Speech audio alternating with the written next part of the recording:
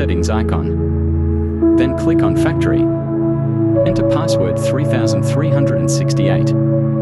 Click Confirm. Slide the list to enter panel key learning. Click Clear to clear saved settings. Click Black.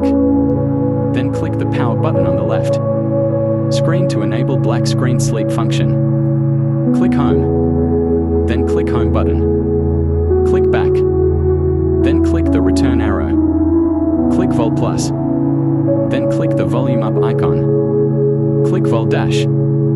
Then click the volume down icon. And finally, don't forget to click Save.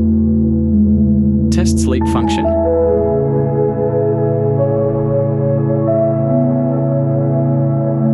Click anywhere to wake up the screen.